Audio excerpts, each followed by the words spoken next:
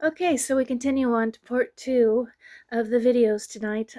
And I've been doing a series kind of about Hanukkah and the miracle of the oil, learning about what happened with the temple, but more uh, previous to that, the Maccabean revolt, and trying to understand what it was all about. It had a lot to do with contemporary issues for today, what's going on in the Middle East right now with the wars with Israel, and then also human trafficking here in the United States, lots of things that were being done during the Maccabean revolt. There was mistreatment and abuse of people.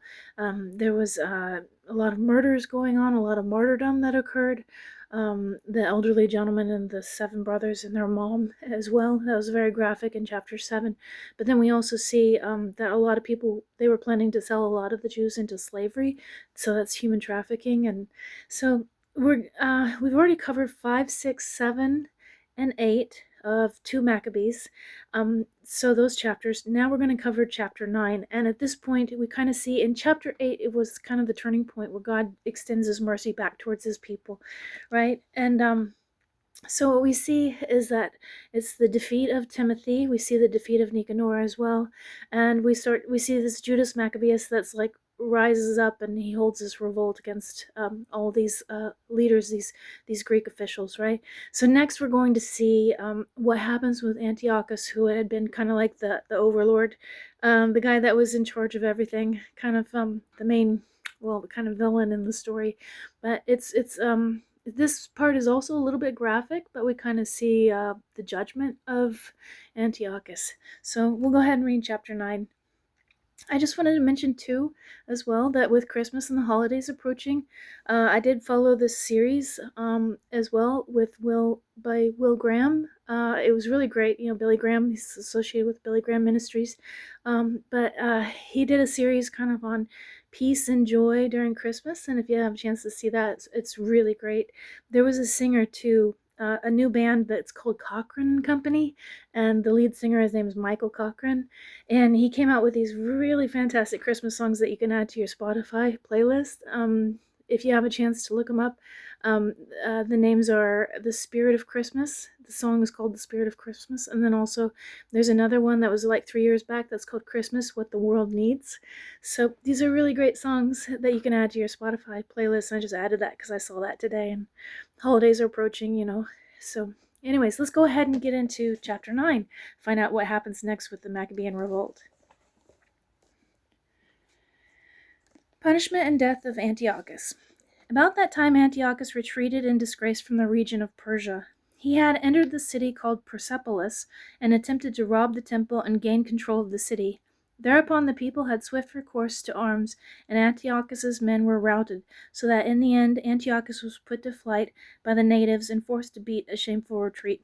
On his arrival in Ecbatana, he learned what had happened to Nicanor and to Timothy's forces. So Nicanor and Timothy were the ones that were defeated in chapter 8. So, overcome with anger, he planned to make the Jews suffer for the injury done by those who had put him to flight. Therefore, he ordered his charioteer to drive without stopping until he finished the journey. So, at first, he was extremely angry and he was planning on retribution against the Jews, right? But then this is what happened next. Yet the condemnation of heaven rode with him, since he said in his arrogance, I will make Jerusalem the common graveyard of the Jews as soon as I arrive there. So the all-seeing Lord, the God of Israel, struck him down with an unseen but incurable blow. For scarcely had he uttered these words when he was seized with an excruciating pain in his bowels and sharp internal torment, a fit punishment for him who had tortured many others with barbarous torments. Far from giving up his insolence, he was all the more filled with arrogance. Breathing fire in his rage against the Jews, he gave orders to drive even faster. As a result, he hurtled from the dashing chariot, and every part of his body was racked by the violent fall. Thus, he who previously in his superhuman presumption thought he could command the waves of the sea and imagined he could weigh the mountain tops in his scales, was now thrown to the ground and had to be carried on a litter, clearly manifesting to all the power of God. The body of this impious man swarmed with worms while he was still alive in hideous torments.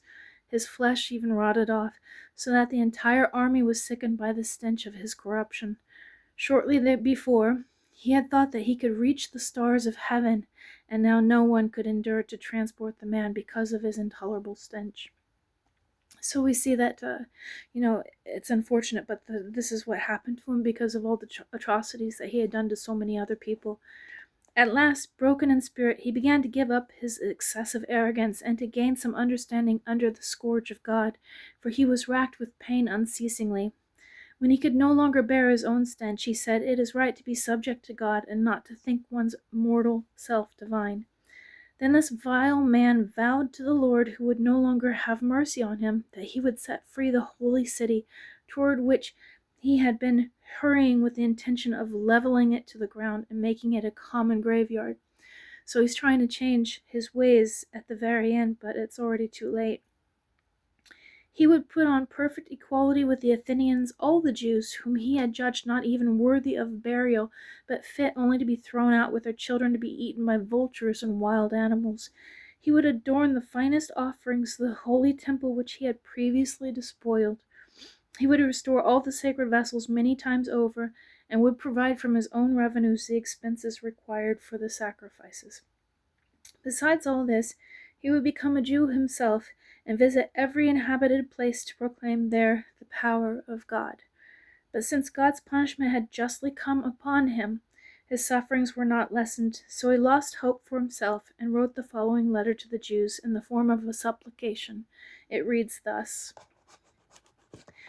So he tried to placate God, but in the end, things were not going to change for him.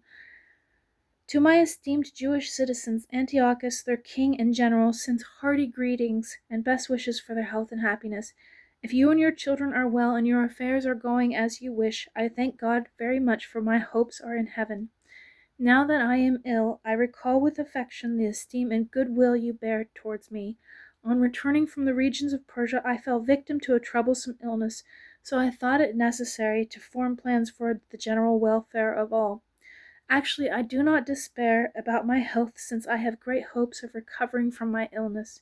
Nevertheless, I know that my father, whenever he went on campaigns in the hinterland, would name his successor, so that if anything unexpected happened or any unwelcome news came, the people throughout the realm would know to whom the government had been entrusted, and so not be disturbed. I am also bearing in mind that the neighboring rulers, especially those on the borders of our kingdom, are on the watch for opportunities and waiting to see what will happen. I have therefore appointed as king my son Antiochus, whom I have often before entrusted and commended to most of you when I made hurried visits to the outlying provinces. I have written to him the letter copied below. Therefore, I beg and entreat each of you to remember the general and individual benefits you have received, and to continue to show good will toward me and my son. I am confident that, following my policy, he will treat you with mildness and kindness in his relations with you. So this is the letter that Antiochus had written at the end, appointing his son as his successor.